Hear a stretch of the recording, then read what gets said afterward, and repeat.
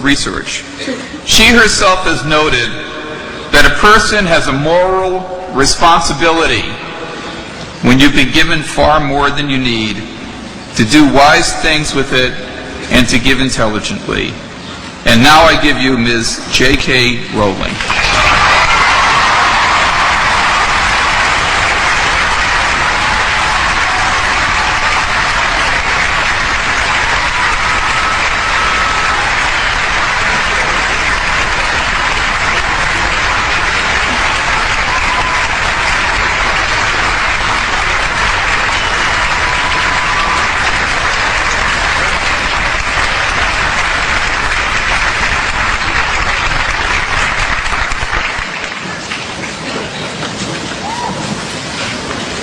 President Faust, members of the Harvard Corporation and the Board of Overseers, members of the faculty, proud parents, and above all, graduates.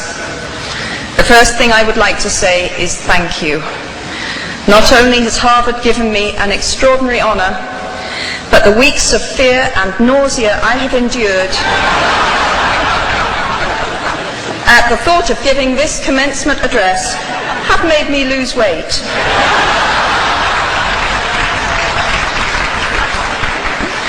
A win-win situation.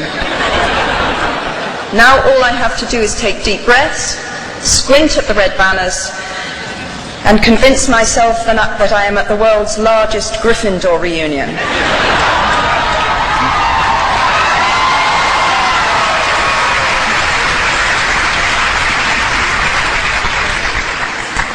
Delivering a commencement address is a great responsibility, or so I thought, until I cast my mind back to my own graduation.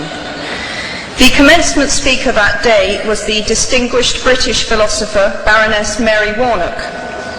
Reflecting on her speech has helped me enormously in writing this one, because it turns out that I can't remember a single word she said.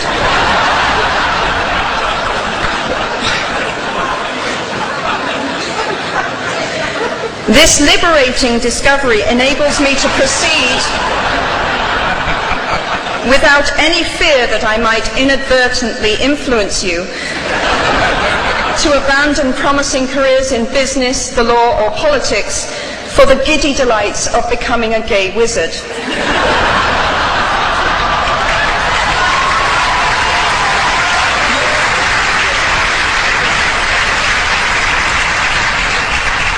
You see, if all you remember in years to come is the gay wizard joke, I've come out ahead of Baroness Mary Warnock. Achievable goals, the first step to self-improvement. Actually, I have racked my mind and heart for what I ought to say to you today. I have asked myself what I wish I had known at my own graduation, and what important lessons I have learned in the 21 years that have expired between that day and this. I have come up with two answers. On this wonderful day when we are gathered together to celebrate your academic success, I have decided to talk to you about the benefits of failure. And as you stand on the threshold of what is sometimes called real life, I want to extol the crucial importance of imagination. These may seem quixotic or paradoxical choices, but bear with me. Looking back at the 21-year-old that I was at graduation is a slightly uncomfortable experience for the 42-year-old that she has become. Half my lifetime ago, I was striking an uneasy balance between the ambition I had for myself and what those closest to me expected of me. I was convinced that the only thing I wanted to do, ever, was write novels.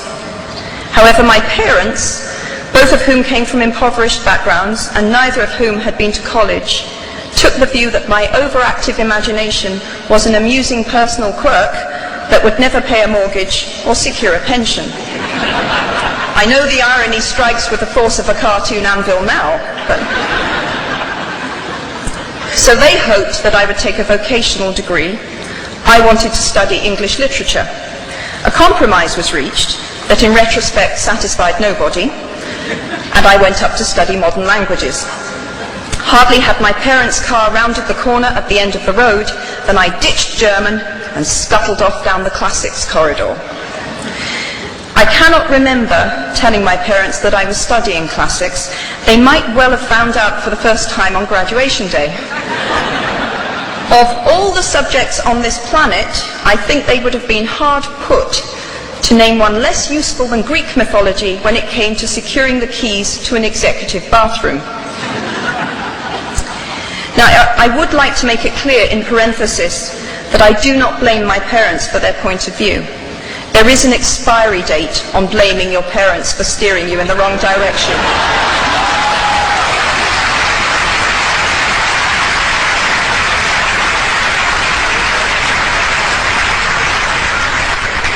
The moment you are old enough to take the wheel, responsibility lies with you. What is more, I cannot criticize my parents for hoping that I would never experience poverty. They had been poor themselves, and I have since been poor. And I quite agree with them that it is not an ennobling experience. Poverty entails fear and stress, and sometimes depression. It means 1,000 petty humiliations and hardships. Climbing out of poverty by your own efforts, that is something on which to pride yourself. But poverty itself is romanticized only by fools. What I feared most for myself at your age was not poverty, but failure. At your age, in spite of a distinct lack of motivation at university, where I had spent far too long in the coffee bar writing stories and far too little time at lectures, I had a knack for passing examinations. And that, for years, had been the measure of success in my life and that of my peers. Now, I am not dull enough to suppose that because you are young, gifted, and well-educated, you have never known heartbreak, hardship, or heartache. Talent and intelligence never yet inoculated anyone against the caprice of the fates, and I do not for a moment suppose that everyone here has enjoyed an existence of unruffled privilege and contentment. However, the fact that you are graduating from Harvard suggests that you are not very well acquainted with failure. You might be driven by a fear of failure quite as much as a desire for success. Indeed, your conception of failure might not be too far removed from the average person's idea of success. So high have you already flown. Ultimately, we all have to decide for ourselves what constitutes failure. But the world is quite eager to give you a set of criteria if you let it. So I think it fair to say that by any conventional measure, a mere 7 years after my graduation day, I had failed on an epic scale. An exceptionally short-lived marriage had imploded, and I was jobless, a lone parent, and as poor as it is possible to be in modern Britain without being homeless.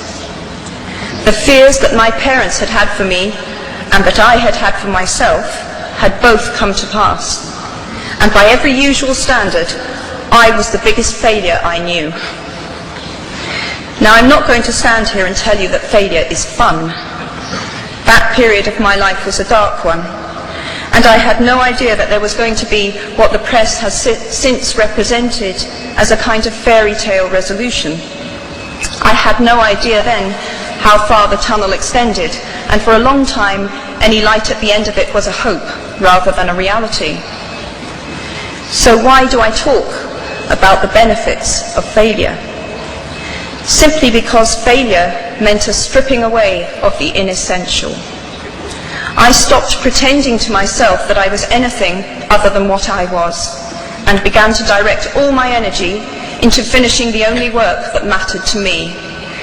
Had I really succeeded at anything else, I might never have found the determination to succeed in the one arena where I believed I truly belonged. I was set free because my greatest fear had been realized, and I was still alive, and I still had a daughter whom I adored, and I had an old typewriter and a big idea. And so rock bottom became the solid foundation on which I rebuilt my life. You might never fail on the scale I did, but some failure in life is inevitable. It is impossible to live without failing at something, unless you live so cautiously that you might as well not have lived at all, in which case you fail by default.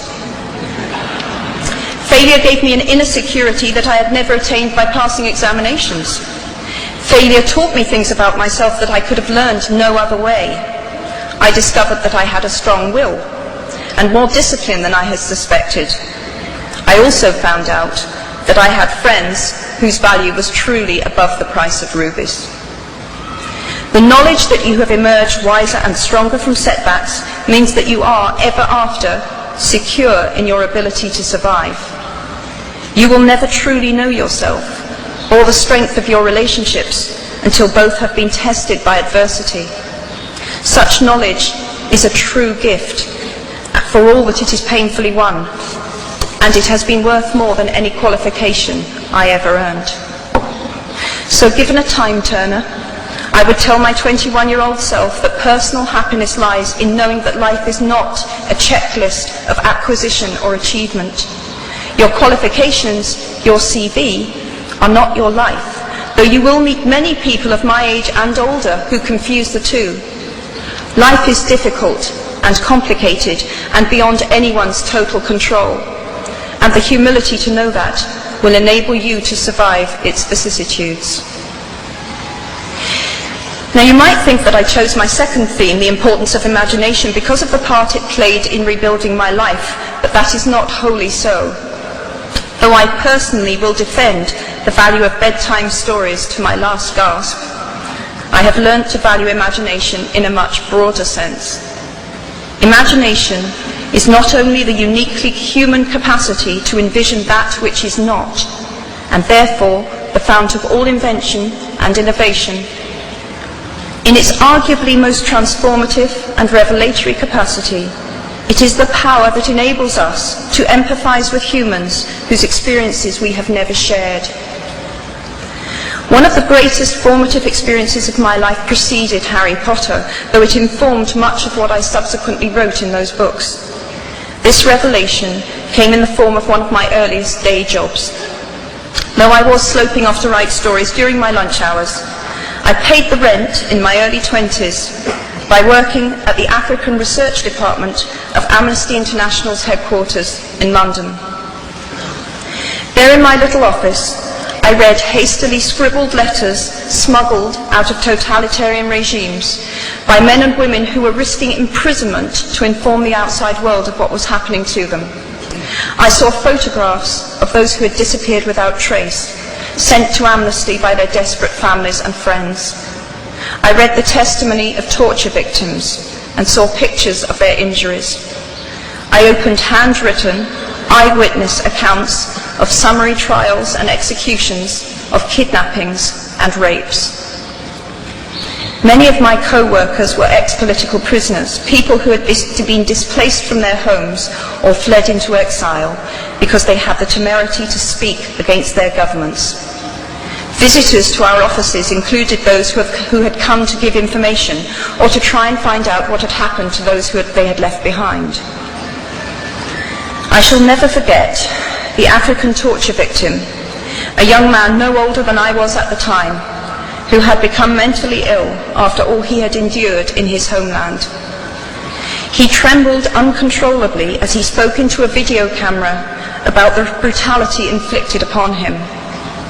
He was a foot taller than I was and seemed as fragile as a child. I was given the job of escorting him back to the underground station afterwards, and this man, whose life had been shattered by cruelty, took my hand with exquisite courtesy and wished me future happiness.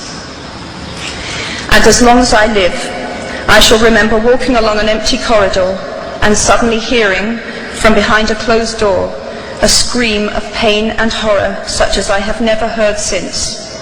The door opened, and the researcher poked out her head and told me to run and make a hot drink for the young man sitting with her. She had just had to give him the news that in retaliation for his outspokenness against his country's regime, His mother had been seized and executed. Every day of my working week in my early 20s, I was reminded how incredibly fortunate I was to live in a country with a democratically elected government where legal representation and a public trial were the rights of everyone. Every day, I saw more evidence about the evils humankind will inflict on their fellow humans to gain or maintain power. I began to have nightmares, literal nightmares, about some of the things I saw, heard, and read. And yet, I also learned more about human goodness at Amnesty International than I had ever known before. Amnesty mobilises thousands of people who have never been tortured or imprisoned for their beliefs to act on behalf of those who have. The power of human empathy leading to collective action saves lives and frees prisoners. Ordinary people whose personal well-being and security are assured join together in huge numbers to save people they do not know and will never meet. My small participation in that process was one of the most humbling and inspiring experiences of my life. Unlike any other creature on this planet, human beings can learn and understand without having experienced. They can think themselves into other people's places. Of course, this is a power like my brand of fictional magic that is morally neutral. One might use such an ability to manipulate or control just as much as to understand or sympathise. And many prefer not to exercise their imaginations at all. They choose to remain comfortably within the bounds of their own experience, never troubling to wonder how it would feel to have been born other than they are. They can refuse to hear screams or peer inside cages. They can close their minds and hearts to any suffering that does not touch them personally. They can refuse to know. I might be tempted to envy people who can live that way, except that I do not think they have any fewer nightmares than I do. Choosing to live in narrow spaces leads to a form of mental agoraphobia, and that brings its own terrors. I think the willfully unimaginative see more monsters. They are often more afraid. What is more, those who choose not to empathise enable real monsters, for without ever committing an act of outright evil ourselves, we collude with it through our own apathy. One of the many things I learned at the end of that classics corridor down which I ventured at the age of 18 in search of something I could not then define was this, written by the Greek author Plutarch. What we achieve inwardly will change outer reality. That is an astonishing statement, and yet proven 1,000 times every day of our lives.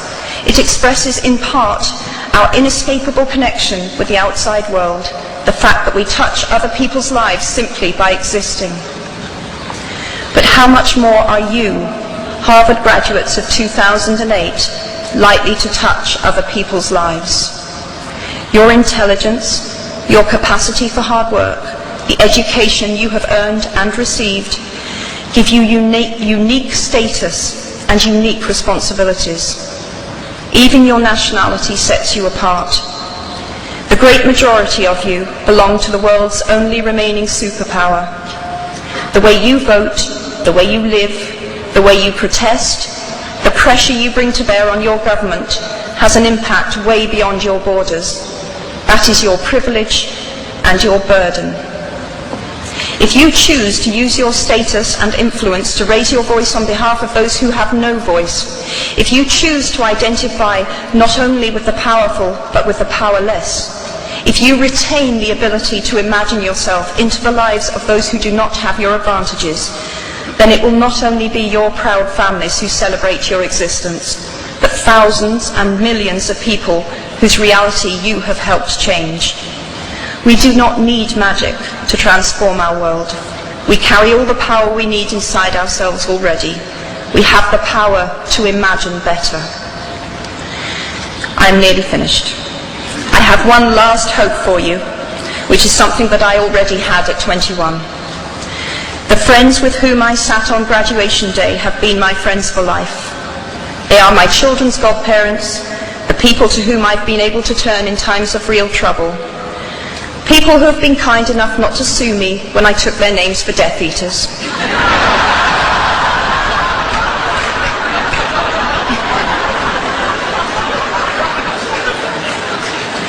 At our graduation, we were bound by enormous affection, by our shared experience of a time that could never come again, and of course, by the knowledge that we held certain photographic evidence that would be exceptionally valuable if any of us ran for Prime Minister. So today, I wish you nothing better than similar friendships. And tomorrow, I hope that even if you remember not a single word of mine, you remember those of Seneca, another of those old Romans I met when I fled down the classics corridor in retreat from career ladders in search of ancient wisdom.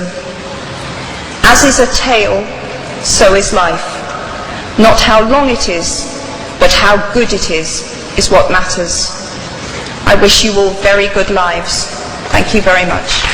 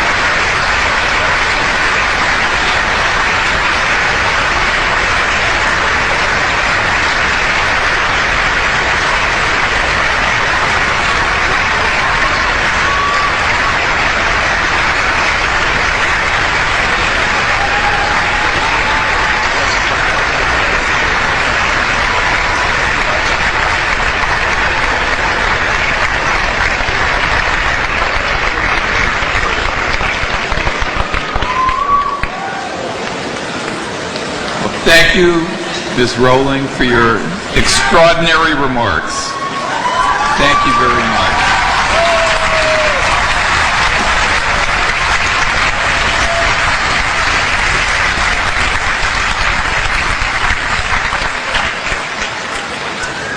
Please stand now and join me as we sing Fair Harvard. The words are included in your program.